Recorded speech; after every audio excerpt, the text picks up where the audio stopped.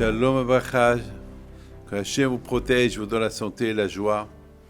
Il y a, mes amis, une belle histoire que j'ai lue hier soir sur le Hafetz Haïm Alav Shalom, qu'une fois, il vient chez lui un monsieur qui avait mal au ventre.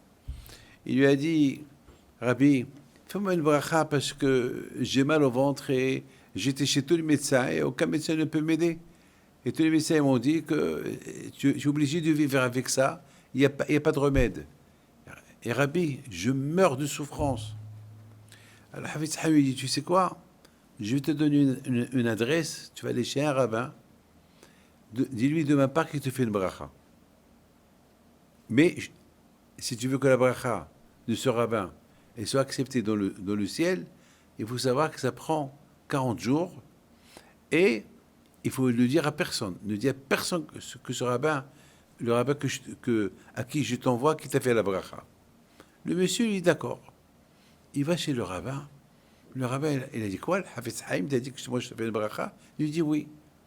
Ok, si t'as dit que je te fais une bracha, je te fais une bracha. Il lui a fait une bracha. Il est parti. Après 40 jours, il a guéri. Bon. 22 ans plus tard, la sœur de sa femme, elle avait la même maladie que lui. Alors, elle a été chez tous les médecins, aucun ne peut l'aider. Alors, elle dit à son mari, mais toi, il y a 22 ans, tu étais malade. Et tu me l'as dit, tu as la même maladie que ma sœur. Alors, comment tu as guéri? Et au départ, elle n'a pas voulu lui dire. Elle a fait lui dire, bon, le Hafetz Haïm m'a envoyé chez un rabbin, et ce rabbin, il m'a fait une bracha, et j'ai guéri. Il a dit, je t'en prie, fais-le pour ma sœur. Mais le Hafetz Haïm, il ne veut pas que je dise qui. Je t'en prie, elle a commencé à se stresser. Vous connaissez les femmes, wow. Les femmes, lorsqu'elles commencent à stresser leur mari, on tombe dans le piège. Je rigole. Alors, à Botaï, c'est ce qu'elle a fait. C'est ce qu'il a fait. Il va chez le rabbin, qui a 22 ans, il a été chez lui, il ne le trouve pas. Bien sûr, entre-temps, il a déménagé. Comme que lui, il a déménagé. Il cherche partout, il ne sait pas. Il va chez le Hafetz Haïm, il était encore vieux, jeune et vieux. Il lui dit, Rabbi, j'ai un problème. Il y a 22 ans, tu m'as envoyé chez un rabbin pour qu'il me bénisse pour telle maladie. Et pour Hachem, j'ai guéri. Maintenant, ma belle-sœur, elle est malade, la même maladie, et je ne trouve pas ce rabbin. Le Hafetz Haïm, il le regarde, il était vieux, très très vieux. Il pleure. Il a dit, mais tu as guéri après combien de jours? Il a dit, ben, tu m'avais dit qu'après 40 jours, j'allais guérir. Et effectivement, c'est ce qui s'est passé. Le Hafetz Haïm, il a commencé à pleurer. Il a dit, je suis vieux là, je ne peux pas jeûner encore 40 jours. Je l'ai fait pour toi. J'ai jeûné pour toi 40 jours pour que tu guéris. Regardez, mes amis, le Hafetz Haïm, combien il est tzaddik. En général, quelqu'un aujourd'hui qui guérit quelqu'un, et il veut que tout le monde sait que c'est grâce à sa bracha qu'elle a été guérie. Et le Hafetz Haïm, il a pleuré pendant 40 jours. Il a jeûné pendant 40 jours pour que quelqu'un ait guéri. Il ne voulait même pas que personne le sache. Il a simplement dit, va chez ce rabbin-là, mais qui a fait tout le travail, c'est le Hafetz Haïm. Mes amis, ça c'est les midot. Ça c'est les bonnes qualités. Ça c'est le derech eretz. C'est ça, Ahavat Israël. Avant d'être un rabbin, avant de se dire, je suis rabbin, déjà je suis un bon cœur. Et je suis déjà un bon cœur pour aider les autres. On verra après.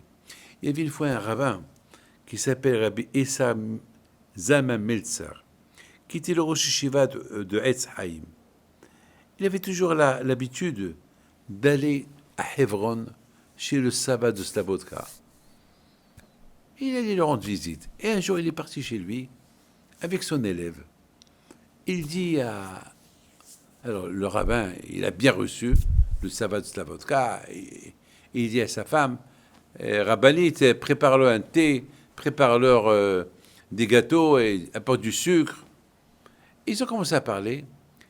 Et le Rav Essar Zalman Meltzer, il dit au sabbat de Slabodka, ça c'est mon élève, c'est le meilleur élève que j'ai à la yeshiva. C'est un élève qui est calé dans la Torah. C'est un futur grand de Torah dans le monde. C'est un futur Hafetz Haïm.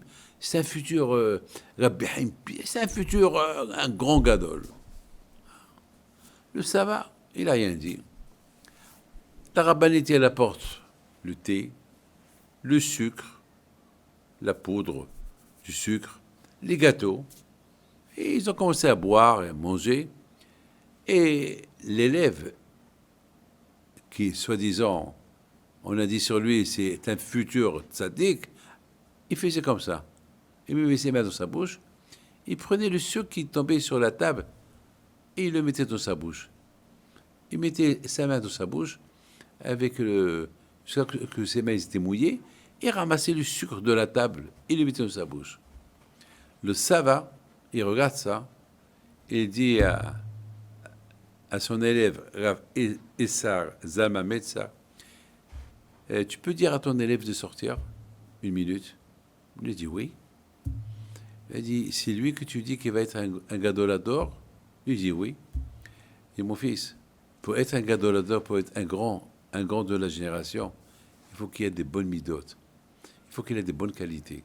Parce qu'on acquiert la Torah qu'avec des bonnes qualités. Mais la façon comment je le vois, il met sa main dans sa bouche, il réunit, il fait coller le sucre dans ses mains et le met dans sa bouche, c'est pas poli. Alors surtout ne dis pas cette phrase-là parce que si tu dis cette phrase que lui c'est un gadolador, il va être un futur grand de la génération, il fait ce qu'il fait, ça va faire Hilou Hashem, ça va faire une mauvaise marque. Tout d'abord mon fils, prends-le, éduque-le pour qu'il soit poli. Parce que devant les gens, on ne peut pas faire ça. Est-ce que devant un roi, toi, tu vas mettre tes mains, si le roi il te donne du sucre et il y a un peu de sucre qui tombe sur la table, tu vas mettre tes mains mouillées sur le sucre que tu mets dans ta bouche devant le roi? Bien sûr que non. Alors, la Torah, c'est le roi. La Torah, c'est ça. On ne peut pas faire ça. Mes amis, avant d'être un grand de la génération, il faut des bonnes qualités. Que Dieu vous protège. Amen.